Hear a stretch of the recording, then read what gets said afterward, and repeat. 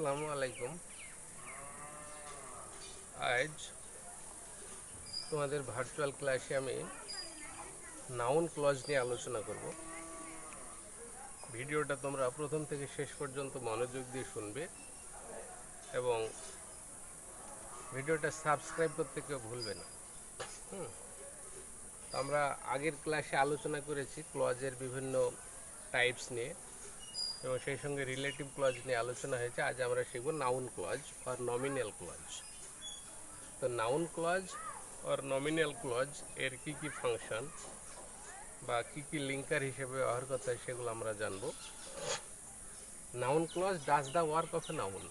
ঠিক আছে, একটা সেন্টেন্সের নাউন যে যে যে কাজ করে, মানে ক্লজের ক্ষেত্রেও ঠিক সে একই রকম কাজ করবে। নাউন যেমন যেমন আমরা কী জানি, মানে একটা নাউন একটা সেন্টেন্সে সাবজেক্ট হিসাবে কাজ করে। A noun can be used as a subject in a sentence, আবার a noun can be used as an object in a sentence. একটা সেন্টেন্সের সাবজেক্ট হিসেবে কাজ করে, অবজেক্ট হিসেবে কাজ করে। তারপরে তোমার আরও বিভিন্ন টাইপের কাজ আছে, সেইগুলো আমরা আলোচনা করব। তো দেখো, ক্লজ মানে তো আগেই বলেছিলাম যে ক্লজ হচ্ছে একটা part of a bigger sentence এবং it is a group of words containing a finite verb. ঠিক আছে, তো একটা ফাইনাইট ভার্ব থাকবে, গ্রুপ অফ ওয়ার্ড হবে, বড় সেন্টেন্সের একটা অংশ হবে, সেটা হচ্ছে ক্লজ। এবং ক্লজে প্রিন্সিপাল ক্লজ থাকবে, সাবঅর্ডিনেট ক্লজ থাকবে। হ্যাঁ, তো আমরা আজকে সাবঅর্ডিনেট নাউন ক্লজ নিয়ে আলোচনা করব। সাবঅর্ডিনেট নাউন ক্লজ, তার এক নম্বর কাজ হচ্ছে তোমার subject of a verb. Subject of a verb, এটা হচ্ছে তোমার নাউন ক্লজের একটা কাজ। মানে ভার্বের সাবজেক্ট হিসেবে কাজ করে। তার একটা এক্সাম্পল দিই, তাহলে এক্সাম্পল দিলে আরও ক্লিয়ার হবে। When the train will come, when the train will come is not certain. Look at this sentence. তাহলে when the train will come, এই অংশটুকু দেখো, when the train will come, this is subject এবং এই subject এবং ইজটা হচ্ছে verb, are not certain এটা আদার্সের মধ্যে পড়ছে। তাহলে যখন নাউন ক্লজ আমরা সাবজেক্ট অফ এ ভার্ব হিসাবে ব্যবহার করব, তখন যে লিঙ্কারগুলো আছে নাউন ক্লজের, হোয়েন আছে, দ্যাট আছে, হোয়ার, হাউ, ইফ অর ওয়েদার, ঠিক আছে, এই সমস্ত লিঙ্কারগুলো তোমার প্রথমে লিখতে হবে। নাউন ক্লজের লিঙ্কার আমরা প্রথমে লিখব যখন সাবজেক্ট অফ এ ভার্ব হিসাবে নাউন ক্লজ কাজ করবে। তাহলে when the train will come is not certain, এটা হচ্ছে subordinate. When the train will come এইটুকু হচ্ছে তোমার সাবঅর্ডিনেট নাউন ক্লজ, আর পরের অংশটা ইজ নট সার্টেন, এটা হচ্ছে তোমার প্রিন্সিপাল ক্লজ। তাহলে এখানে আরেকটা এক্সাম্পল দিই, আরেকটা এক্সাম্পল যদি দিই, হোয়ার the letter was, where the letter was hidden was a mystery. চিঠিটা যে কোথায় লুকানো ছিল, হ্যাঁ, তা ছিল একটা রহস্য। তাহলে এই অংশটুকু দেখো, হোয়ার প্রথমে বসে, where the letter was hidden, where the letter was hidden এই পর্যন্ত একটা সাবজেক্ট, গোটা অংশটা সাবজেক্ট, আর এটা হচ্ছে ভার্ব, এটা হচ্ছে আদার্স। ঠিক আছে, তাহলে সাবজেক্ট অফ এ ভার্ব হচ্ছে। আরও একটা এক্সাম্পল দেখো, যেমন হয়তো বললাম যে what you said is totally false, তুমি যা বলেছিলে তা পুরোপুরি মিথ্যা। তাহলে হোয়াট ইউ সেড এই অংশটুকু হচ্ছে সাবজেক্ট, আর ইজ টোটালি ফলিসটা ভার্ব। তাহলে এইভাবে তোমার noun clause subject of a verb হিসেবে আমরা লিখব। আরও একটা যদি এক্সাম্পল দিই, যে হোয়াট হি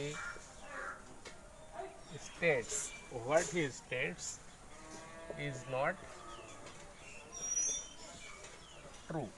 সে যা বিবৃতি দেয় সেটা কিন্তু সত্য নয়। তাহলে what he states is not true, এটা সাবজেক্ট অফ এ ভার্ব হচ্ছে নাউন ক্লজ। তাহলে এইরকমভাবে আমরা নাউন ক্লজের ওই ফাংশনটাকে মাথায় রাখবো যে noun clause can be used as a subject of a verb in a sentence. আচ্ছা, second function of noun clause দেখো। নাউন ক্লজের দ্বিতীয় কাজ, নাউন ক্লজের দ্বিতীয় কাজ হচ্ছে তোমার অবজেক্ট অফ এ ভার্ব। ঠিক আছে, object of a transitive verb. Transitive verb এটা সকর্মক ক্রিয়া। ট্রানজিটিভ মানে যে ভার্বের অবজেক্ট থাকে তাকে ট্রানজিটিভ ভার্ব বলা হয়। তাহলে object of a transitive verb, সেন্টেন্সের ট্রানজিটিভ ভার্বের অবজেক্ট হিসেবে কাজ করবে নাউন ক্লজ। এক্সাম্পল দেখো, everybody, everybody knows that the earth moves around the sun। সবাই জানে যে পৃথিবী সূর্যের চারিদিকে ঘোরে। তাহলে এভরিবডি নোজ, এভরিবডি নোজ, এই যে এভরিবডি নোজ, নোটা হচ্ছে ভার্ব, সবাই জানে। কি জানে?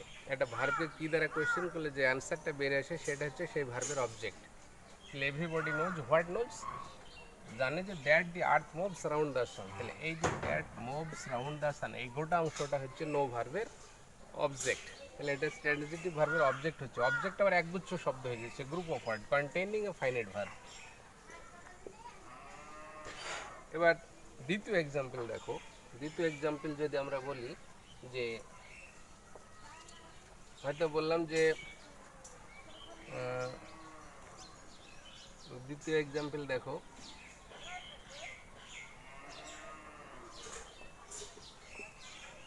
they all know, তারা সবাই জানে, they all know that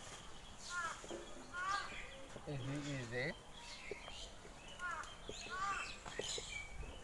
brilliant teacher, he is a brilliant teacher। এটা তোমার এই যে নোটা ভার্ব, আর এই পুরো অংশটা হচ্ছে নো ভার্বের অবজেক্ট। তাহলে object of a transitive verb হিসেবে কাজ করছে নাউন ক্লজ। আরও একটা এক্সাম্পল দিচ্ছি দেখো,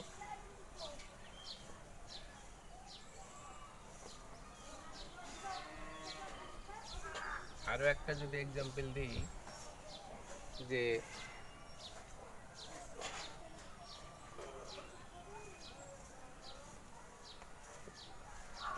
I at once saw that the box was empty। আমি তৎক্ষণাৎ দেখেছিলাম, I at once saw that the box was empty. Saw verb, এই স ভার্বের অবজেক্ট হচ্ছে that the box was empty. এইভাবে আমরা object of a transitive verb এইভাবে আমরা নাউন ক্লজ ইউজ করব। ঠিক আছে, আর এক্সাম্পল দিতে হবে। আরও যদি একটা এক্সাম্পল দিই তাহলে দেখো যে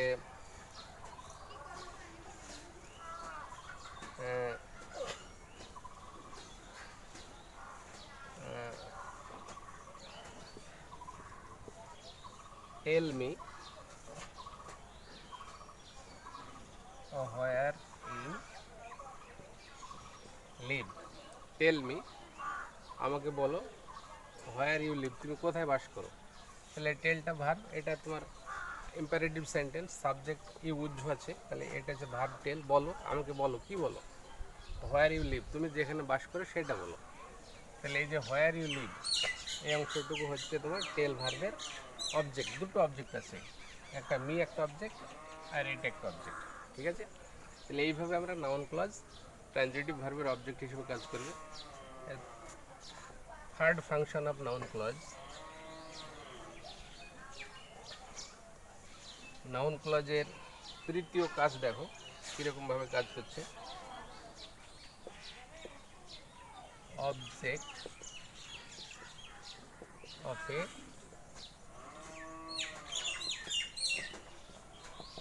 প্রিপোজিশন, প্রিপোজিশনের অবজেক্ট হিসেবে নাউন ক্লজ কাজ করে। ঠিক আছে, প্রিপোজিশনের যখন অবজেক্ট হবে ঠিক প্রিপোজিশনের পরই নাউন ক্লজটাকে লিখতে হবে। তাহলে একটা এক্সাম্পল দিই, listen to what your teacher says। listen to এই যে টুটা হচ্ছে preposition, listen to what your teacher says, তোমার শিক্ষক মশাই যা বলছে তাই শুনো। তাহলে এই টু ভার্বের এই টু প্রিপোজিশনের পরে এই অংশটা বসেছে, এটা হচ্ছে প্রিপোজিশনের অবজেক্ট আমরা বলবো। বা হয়তো বললাম listen to what I say, আমি যা বলছি তাই শুনো। বা হয়তো আরও এক্সাম্পল হতে পারে তোমার, যেমন হচ্ছে তোমার her success depends on how she works hard। Look at this sentence, her success depends on টা প্রিপোজিশন, আর এই যে হাউ শি ওয়ার্কস হার্ড, সে কেমন কঠোর পরিশ্রম করে তার উপরই তার সাফল্য ডিপেন্ড করছে। তাহলে এটা হার সাকসেস ডিপেন্ডস অনটা হচ্ছে প্রিপোজিশন, এটা হচ্ছে প্রিপোজিশনের অবজেক্ট। ঠিক আছে, আচ্ছা এবার এর পরীক্ষাতে থাকবে এই ধরনের কোয়েশ্চেন কীভাবে? পরীক্ষাতে থাকবে ধরো এরকম একটা এক্সাম্পল দিচ্ছি আমি, যে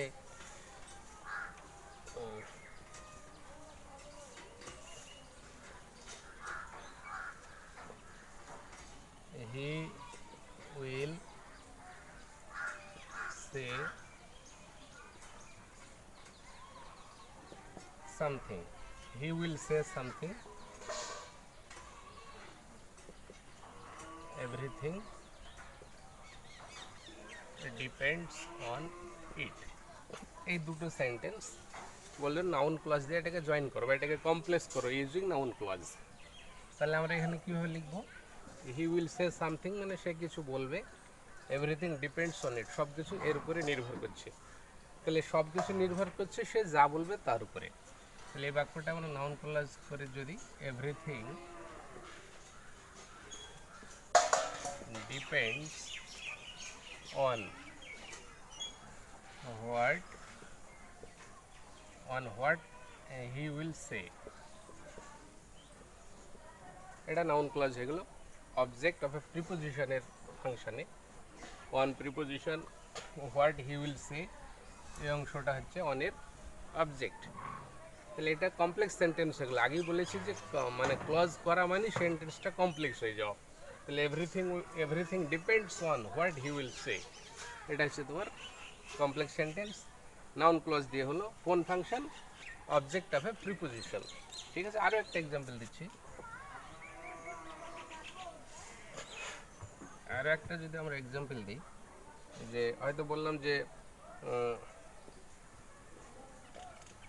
I was angry, I was angry বা হয়তো এখানে বললাম যে he said I was angry, আমি খুবই রাগান্বিত ছিলাম বা রেগে গেছিলাম। he said সে বলেছিল, তাহলে সে কিছু বলেছিল তাতে আমি রেগে গেছিলাম। এই বাক্য দুটোকে বললো নাউন ক্লজ দিয়ে যুক্ত করো, তখন এটা আমরা লিখবো। তাহলে I was angry at what he said, সে যা বলেছিল তাতে আমি রেগে গেছিলাম। I was angry at what he said, তাহলে at a preposition R what he said এটা হচ্ছে তোমার অবজেক্ট।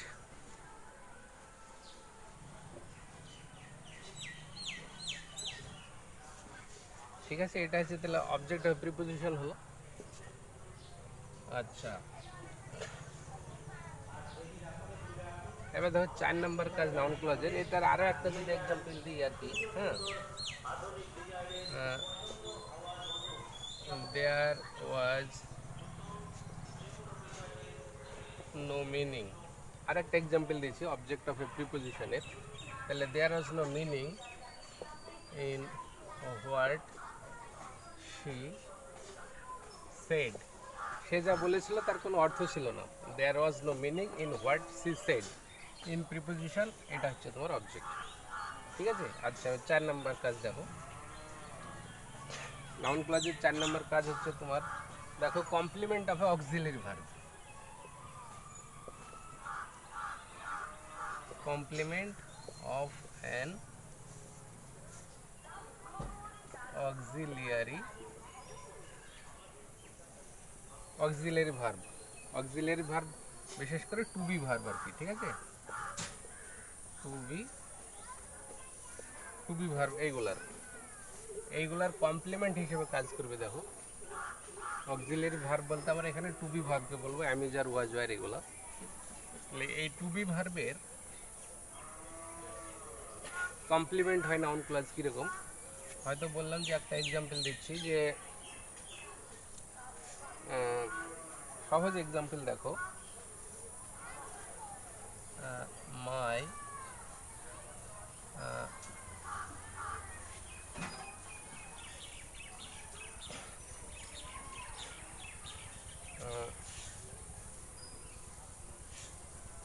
হাতে এরকম একটা এক্সাম্পল যদি দিই, যে her fear is that he will not qualify in the final exam. Look at this sentence.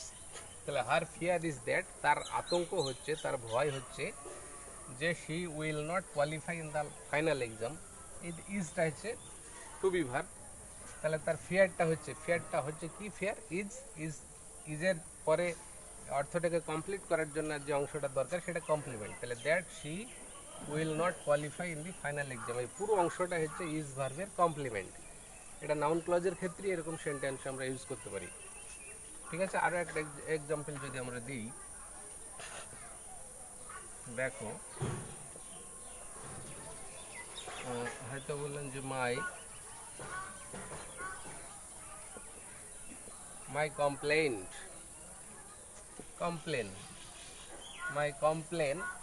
মানে অভিযোগ। কমপ্লেন এটা noun. My complain is that my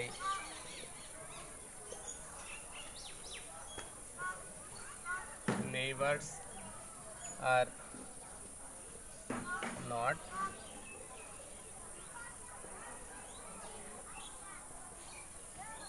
peace loving. My complaint is that, আমার অভিযোগ হচ্ছে। ঠিক আছে, এটা দেখো, মাই কমপ্লেন্ট, এখানে একটা টি হবে তোমার নাউন করতে হলে। My complaint is that my neighbours are not peace loving. বলছে আমার অভিযোগ হচ্ছে যে আমার প্রতিবেশীরা শান্তি প্রিয় নয়, প্রতিবেশীরা শান্তিকামী নয়, মানে ঝগড়াটা এরকম বোঝাচ্ছে। এটা হচ্ছে অভিযোগ। তাহলে হচ্ছে ইজটা হচ্ছে ভার্ব হয়ে গেল তোমার টু বি ভার্ব, আর এই বাকি অংশটা হয়ে গেল পুরোটা ইজ ভার্বের কমপ্লিমেন্ট। তাহলে এইরকমভাবে আমরা নাউন ক্লজ ব্যবহার করি। আরও একটা এক্সাম্পল দিচ্ছি এটার।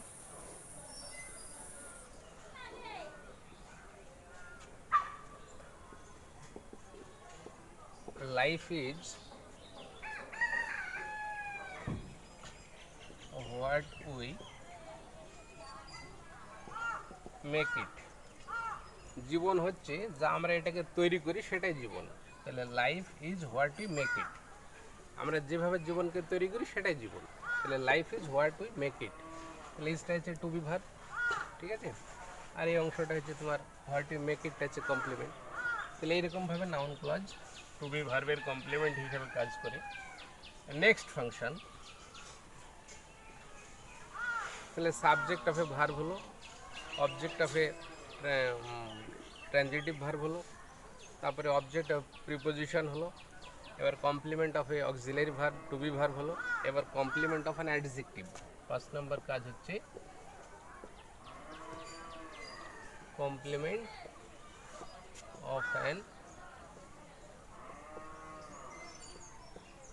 অ্যাডজেক্টিভ, এটা আরেকটা কাজ।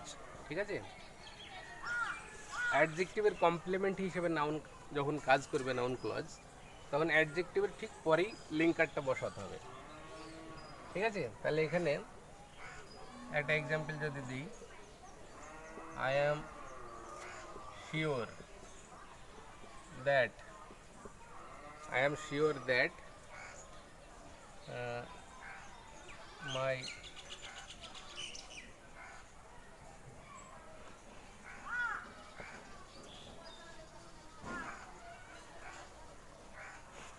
younger brother, I am sure that my younger brother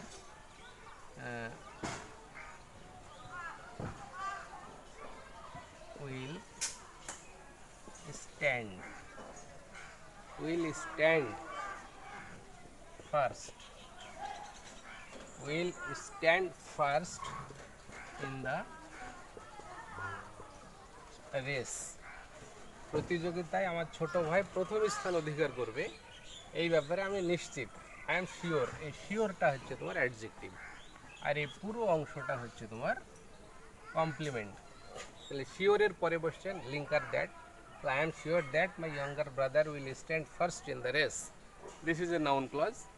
ঠিক আছে, কমপ্লিমেন্ট অফ অ্যান অ্যাডজেক্টিভ এই ফাংশনের। আরও একটা এক্সাম্পল দেখো,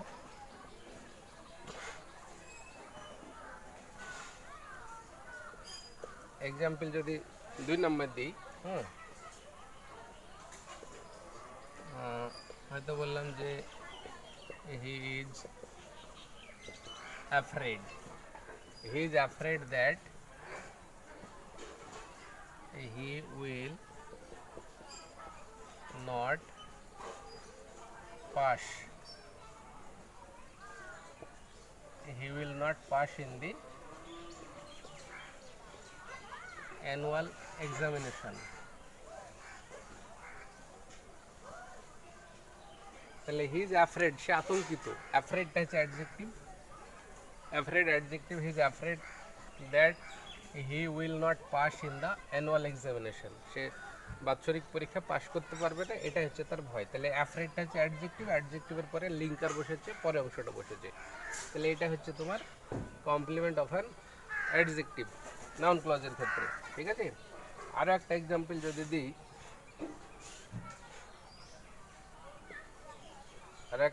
হয়তো বললাম যে they made sure that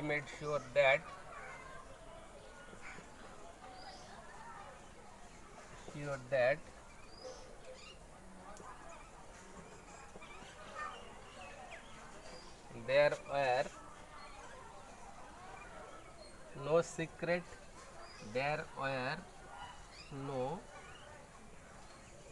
secret doors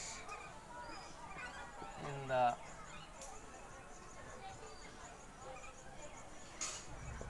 desk। এই সেন্টেন্সটা দেখো, তাহলে মেড শিওর, তারা নিশ্চিত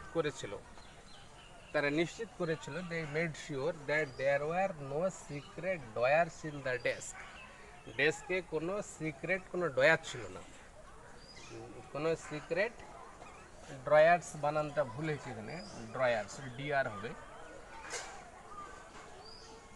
সিক্রেট ড্রয়ার্স।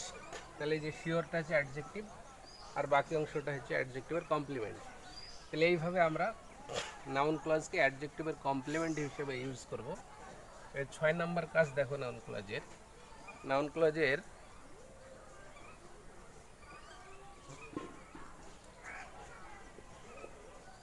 6th নাম্বার কাজ দেখো এখানে, apposition to a noun or it, apposition to a noun or it, apposition to a noun or it, সেটাকে আমরা কীভাবে নাউন ক্লজে ব্যবহার করছি দেখো। তার আগে আমাদের অ্যাপোজিশন সম্পর্কে জানতে হবে। অ্যাপোজিশন কাকে বলে, যেমন হয়তো একটা অ্যাপোজিশনটাকে বোঝানোর চেষ্টা করি। যেমন হচ্ছে Gandhiji, the father of nation,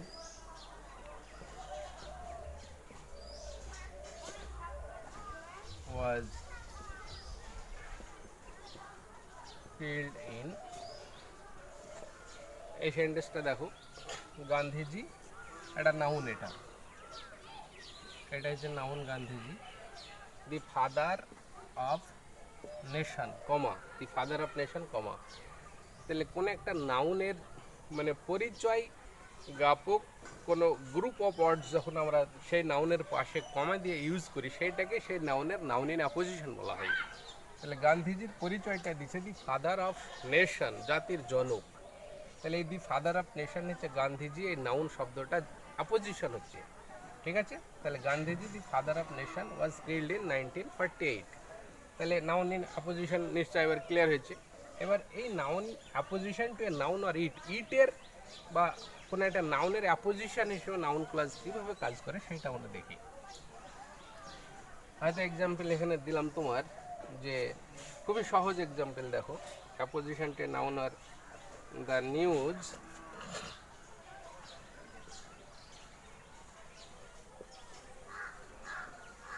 the news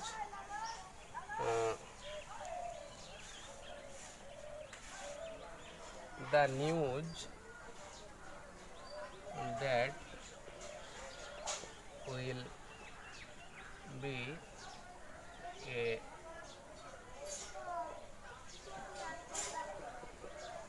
devastating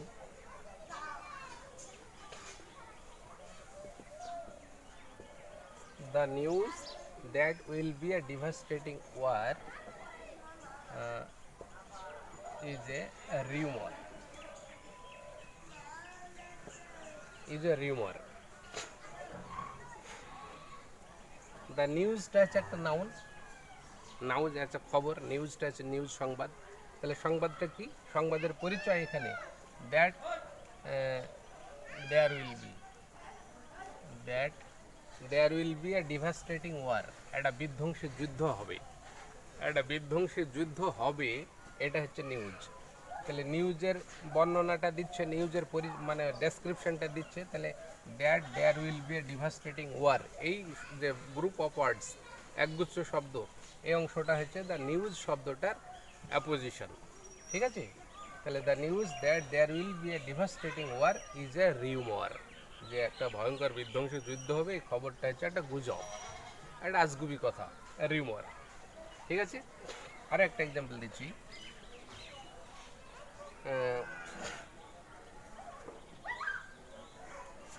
the fact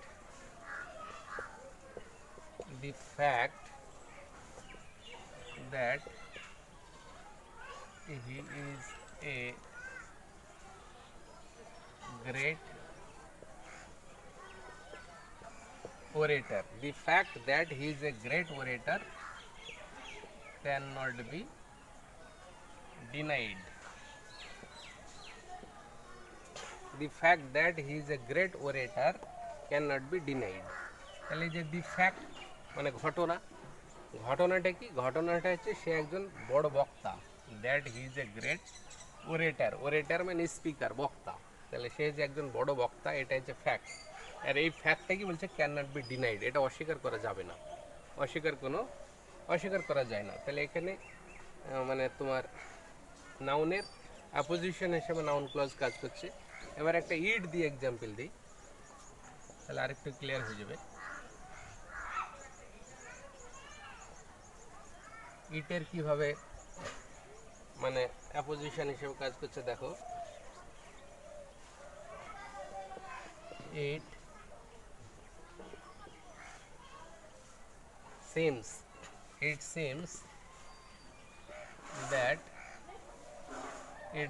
that he is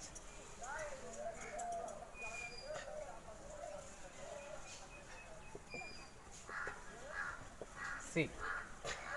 It seems that he is sick. এটা মনে হচ্ছে যে সে অসুস্থ। It seems, তাহলে it seems এটা মনে হচ্ছে, এটা দ্যাট হি ইজ সিক। এটা মনে হচ্ছে, কোনটা মনে হচ্ছে? তার অসুস্থ হওয়াটা। তাহলে এই ইটের অর্থটাই হচ্ছে দ্যাট হি ইজ সিক। তাহলে ইটের এইভাবে অ্যাপোজিশন হিসেবে নাউন ক্লজ কাজ করে। আরও একটা এক্সাম্পল যদি দিই, যে it is certain. It is certain এটা নিশ্চিত, that it is certain that there will be a storm. এটা নিশ্চিত যে একটা ঝড় হবে।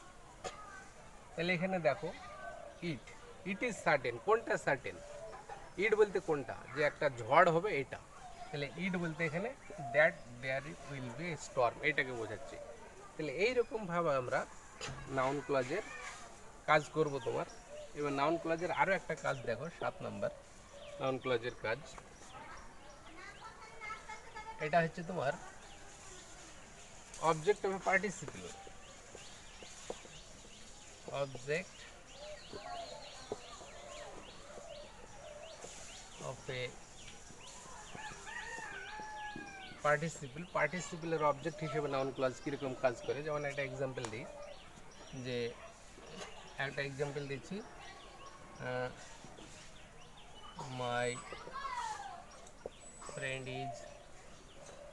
my friend was ill.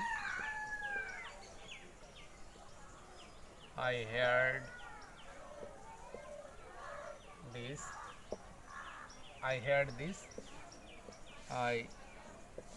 went to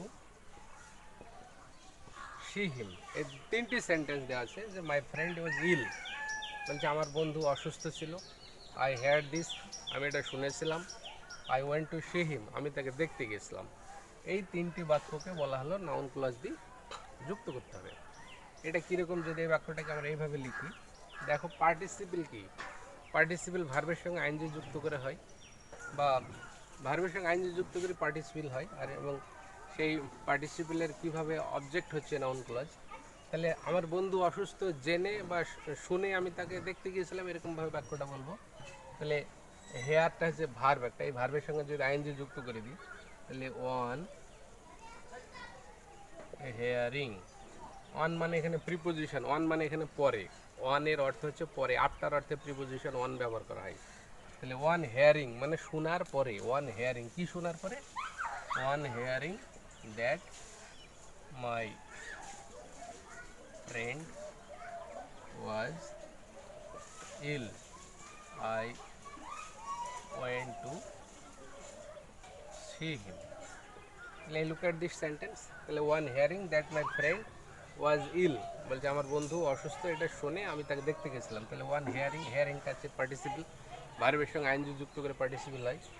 that my friend was ill, এই অংশটুকু, এই হেয়ারিং পার্টিসিপলের অবজেক্ট হচ্ছে that my friend was ill.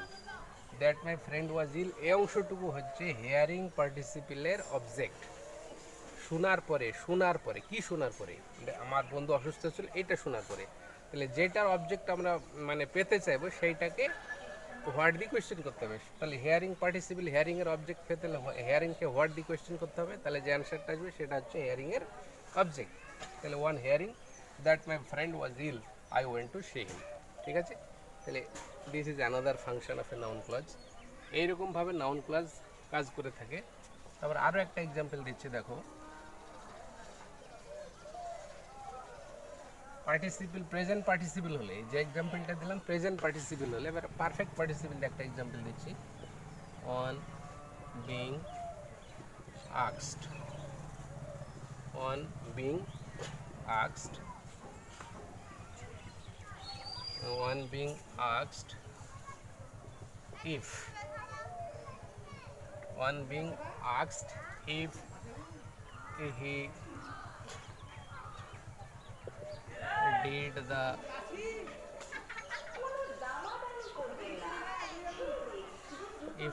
the work, on being asked if he did the work, সে কাজটা করেছে কিনা জিজ্ঞাসা করার পরে he replied, he replied positively. এই যে ওয়ান বিং আক্সড, এটা পারফেক্ট পার্টিসিপল হয়ে গেল তোমার, একটা বিং ভার্ব তারপরে ভার্বের পাস্ট পার্টিসিপল পারফেক্ট পার্টিসিপল হয়। তাহলে ওয়ান বিং আক্সড ইফ, ইফটা হচ্ছে লিঙ্কার, তাহলে ওয়ান বিং আক্সড if he did the work he replied positively, তাহলে এটা হচ্ছে তোমার একটা অবজেক্ট অফ এ পার্টিসিপলের এক্সাম্পল নাউন ক্লজের। তাহলে আজকের ক্লাস আমি এই পর্যন্ত শেষ করছি এখানে।